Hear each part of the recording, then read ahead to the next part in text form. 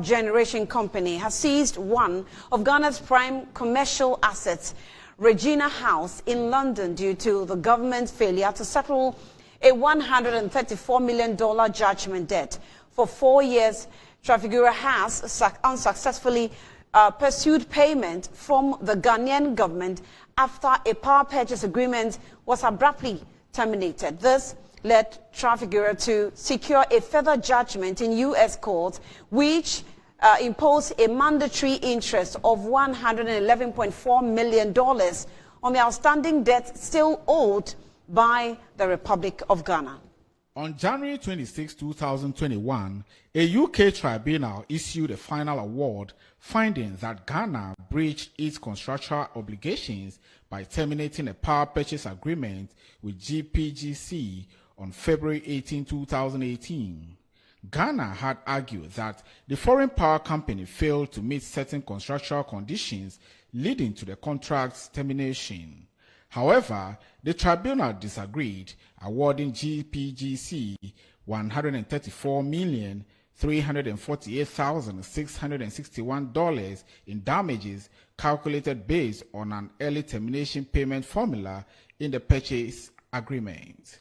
The award included the interest rate of 6-month USD LIBOR plus 6% and reimbursement of GPGC's arbitration fees and expenses totaling $3,309,877.74 with interest at 3 months USD LIBOR compounded quarterly. Despite the ruling, Ghana only made partial payments totaling $1,897,692.40, leaving a significant outstanding balance. After unsuccessful attempt to secure the remaining payment from Ghana, GPGC filed a case in the U.S. District Court on January 19, 2024 under the New York Convention and Chapter 2 of the Federal Arbitration Act, seeking to recover the compounding debt. The documents were delivered in Ghana on January 29, 2024, with a signed confirmation of receipt.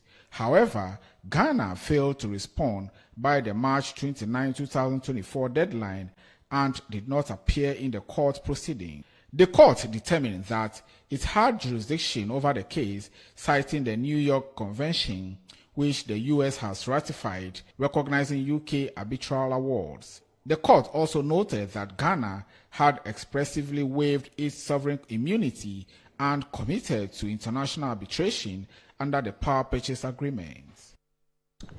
Now, still on the story, Vice President of Imani Africa, Bright Simmons, has questioned the continuous lack of accountability in government contracts, a situation which continues to cause the country to lose millions of dollars.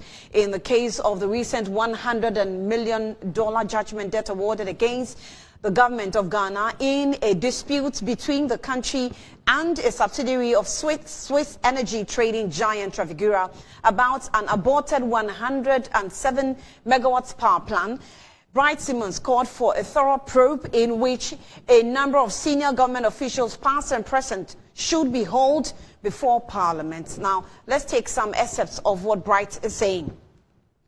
Ghana needs a totally new regime to guide officials. Ghana needs a totally new regime to guide officials when entering into an international contract with high performance standards. So the interagency chaos should be minimized through some kind of prior interagency committee once the subject matter of the contract foresees any interagency processes.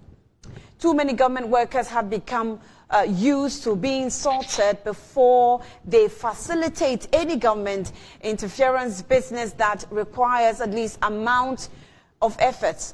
So officials taking advantage of interagency chaos to compound the country's risks has been a constant feature in arbitral awards against Ghana, dating back at least to the 80s, when Antoine Billon looked Ghana to arbitration, also in Washington, D.C. Until the situation is removed through better operational design, more of these international judgment debts will come.